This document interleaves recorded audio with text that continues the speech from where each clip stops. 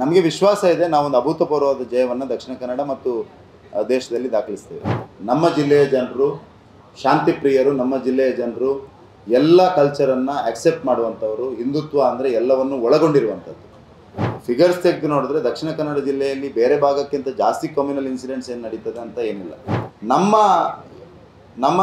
ನಮ್ಮ ಸ್ವಾಭಿಮಾನವನ್ನು ಜನ ಕ್ವಶನ್ ಮಾಡ್ತಾ ಇದ್ದಾರೆ. It is literally hurting the sentiments of Dakshina Kannada ಜನ. ಜಾರ್ಜ್ ಫರ್ನಾಂಡಿಸ್ ಅವರು ತುಳುನಾಡಿನ ಹೆಮ್ಮೆ, ದಕ್ಷಿಣ ಕನ್ನಡದ ಹೆಮ್ಮೆ. ವಿಶೇಷವಾಗಿ ನಾನು ಅವರೇ ಕಲ್ತಿರುವ ಕಾಲೇಜ್ನಲ್ಲಿ ಶಿಕ್ಷಣವನ್ನು ಕೂಡ ಮಾಡಿದ್ದೇನೆ, ಸಂತ ಎಲೋಷಿಯಸ್ ಕಾಲೇಜ್ನಲ್ಲಿ. ಅಂಥ ವ್ಯಕ್ತಿಯನ್ನು ಆದರ್ಶವಾಗಿಟ್ಕೊಂಡು ಸರಳತೆ, ಸ್ಪಷ್ಟ ವಿಚಾರ, ರಾಷ್ಟ್ರೀಯ ವಿಚಾರ, ಅಭಿವೃದ್ಧಿ, ಈ ಎಲ್ಲ ವಿಷಯಗಳಿಗೂ ಒಂದು ಮಾದರಿ ರಾಜಕಾರಣಿ ಆಗಿರುವಂಥ ಜಾರ್ಜ್ ಫರ್ನಾಂಡಿಸ್ ಅವರನ್ನು ಆದರ್ಶವಾಗಿಟ್ಕೊಂಡು ರಾಜಕಾರಣವನ್ನು ಮಾಡಬೇಕು ಅನ್ನುವಂಥ ಇಚ್ಛೆ ನನಗಿದೆ. ಚುನಾವಣೆಯ ಪ್ರಚಾರ ಪ್ರಾರಂಭ ಮಾಡುವಂಥ ಸಂದರ್ಭದಲ್ಲಿ ನಾನು ಹಿಂದುತ್ವಕ್ಕೆ ಬದ್ಧತೆಯನ್ನು ಇಟ್ಕೊಂಡು ಅಭಿವೃದ್ಧಿಯನ್ನು ಆದ್ಯತೆಯಾಗಿಟ್ಕೊಂಡು ಕೆಲಸವನ್ನು ಮಾಡ್ತೇನೆ ಅನ್ನುವಂಥ ಮಾತನ್ನು ಹೇಳಿದ್ದೆ.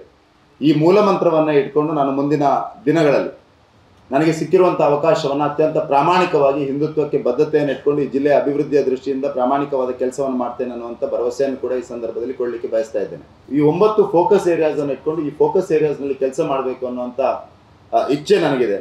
ಮೊದಲನೇದು ಸಂಪರ್ಕ ಮತ್ತು ಮೂಲಸೌಕರ್ಯ, ಎರಡನೇದು ಕೈಗಾರಿಕೆ ಮತ್ತು ಬಂಡವಾಳ ಆಕರ್ಷಣೆಯ ದೃಷ್ಟಿಯಿಂದ ಕೆಲಸ ಮಾಡಬೇಕು ಅನ್ನುವಂಥದ್ದು, ಮೂರನೇದು ಸ್ಟಾರ್ಟಪ್ ಮತ್ತು ಉದ್ಯಮಶೀಲತೆ, ನಾಲ್ಕನೇ ಫೋಕಸ್ ಏರಿಯಾ ಪ್ರವಾಸೋದ್ಯಮ, ಐದನೇ ಫೋಕಸ್ ಏರಿಯಾ ನಾರಿ ಶಕ್ತಿ, ಆರನೇ ಫೋಕಸ್ ಏರಿಯಾ ಸಾಂಸ್ಕೃತಿಕ ಪರಂಪರೆ ಕಲ್ಚರಲ್ ಹೆರಿಟೇಜ್, ಏಳನೇ ಫೋಕಸ್ ಏರಿಯಾ ಕೃಷಿ, ಪಶುಸಂಗೋಪನೆ ಮತ್ತು ಮೀನುಗಾರಿಕೆ, ಎಂಟನೇ ಫೋಕಸ್ ಏರಿಯಾ ಯುವ ಜನತೆ ಮತ್ತು ಸಂವಹನ, 9ನೇ ಫೋಕಸ್ ಏರಿಯಾ ಕರಾವಳಿ ಅಭಿವೃದ್ಧಿ ಮತ್ತು ಭದ್ರತೆಯ ದೃಷ್ಟಿಯಿಂದ ಕೆಲಸ ಮಾಡಬೇಕು ಅನ್ನೋಂಥದ್ದು ನನ್ನ ಮನಸ್ಸಲ್ಲಿದೆ.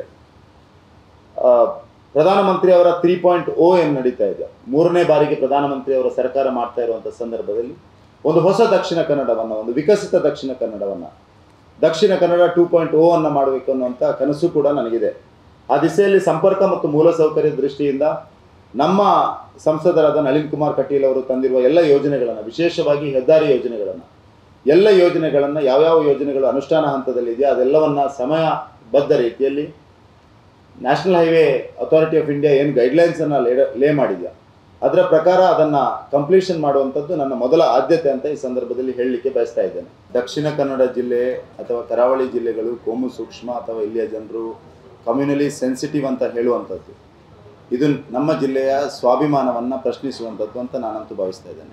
ನಮ್ಮ ಜಿಲ್ಲೆಯ ಜನರು ಶಾಂತಿ ಪ್ರಿಯರು, ನಮ್ಮ ಜಿಲ್ಲೆಯ ಜನರು ಎಲ್ಲ ಕಲ್ಚರನ್ನು ಆಕ್ಸೆಪ್ಟ್ ಮಾಡುವಂಥವರು, ಹಿಂದುತ್ವ ಅಂದರೆ ಎಲ್ಲವನ್ನು ಒಳಗೊಂಡಿರುವಂಥದ್ದು. ದಕ್ಷಿಣ ಕನ್ನಡ ಜಿಲ್ಲೆಯ ಬಗ್ಗೆ ಅಭಿಮಾನ ಇಲ್ಲದವರು ಯಾವುದೋ ಎಜೆಂಡಾವನ್ನು ಇಟ್ಕೊಂಡು ನಮ್ಮ ಜಿಲ್ಲೆಯನ್ನು ಆ ರೀತಿ ಬ್ರ್ಯಾಂಡ್ ಮಾಡುವಂಥ ಪ್ರಯತ್ನವನ್ನು ಮಾಡಿದ್ದಾರೆ. ನನಗೆ ನಿಮ್ಮ ಸಹಕಾರವೂ ಬೇಕು, ದಕ್ಷಿಣ ಕನ್ನಡ ಜಿಲ್ಲೆಯ ಎಲ್ಲ ಪ್ರಜ್ಞಾವಂತರ ಸಹಕಾರವೂ ಬೇಕು.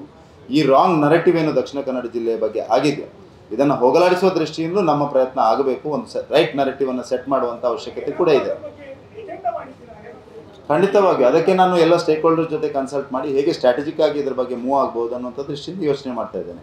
ನಾನು ದೇಶದ ಬೇರೆ ಬೇರೆ ಭಾಗಗಳಲ್ಲಿ ಕೆಲಸವನ್ನು ಮಾಡಿ ಬಂದಿದ್ದೇನೆ. ದೇರ್ ಇಸ್ ಒಂದು ಪರ್ಸೆಪ್ಷನ್, ಒಂದು ರಿಯಾಲಿಟಿ. ಪರ್ಸೆಪ್ಷನ್ ಈ ರೀತಿ ಬಿಲ್ಡ್ ಮಾಡಿದ್ದಾರೆ ಯಾವುದೋ ಕಾರಣಕ್ಕೆ, ಬಟ್ ರಿಯಾಲಿಟಿ ಆ ಥರ ಇಲ್ಲ. ರಿಯಾಲಿಟಿ ದಕ್ಷಿಣ ಕನ್ನಡ ಜಿಲ್ಲೆಯಲ್ಲಿ ಇವತ್ತು ನೀವು ಫಿಗರ್ಸ್ ತೆಗೆದು ನೋಡಿದ್ರೆ ದಕ್ಷಿಣ ಕನ್ನಡ ಜಿಲ್ಲೆಯಲ್ಲಿ ಬೇರೆ ಭಾಗಕ್ಕಿಂತ ಜಾಸ್ತಿ ಕಮ್ಯುನಲ್ ಇನ್ಸಿಡೆಂಟ್ಸ್ ಏನು ನಡೀತದೆ ಅಂತ ಏನಿಲ್ಲ. ಅದನ್ನು ಜಸ್ಟಿಫೈ ಮಾಡೋದಲ್ಲ, ಕಮ್ಯುನಲ್ ಇನ್ಸಿಡೆಂಟ್ಸ್ ಆಗ್ತಾ ಇದೆ. But at the same time ನಮ್ಮ ಸ್ವಾಭಿಮಾನವನ್ನು ಜನ ಕ್ವಶನ್ ಮಾಡ್ತಾ ಇದ್ದಾರೆ. It is literally hurting the sentiments of Dakshina Kannada ಜನರು. ದಕ್ಷಿಣ ಕನ್ನಡ ಜನರು ಶಾಂತಿ ಪ್ರಿಯರಂತ ನಾನಂತ ಭಾವಿಸ್ತಾ ಇದ್ದೇನೆ. ಸೊ ರೈಟ್ ನರೇಟಿವನ್ನು ನಾವು ಸೆಟ್ ಮಾಡೋಣ, ನಾವೆಲ್ಲ ಒಟ್ಟಾಗಿ ಸೇರಿ ಮಾಡೋಣ.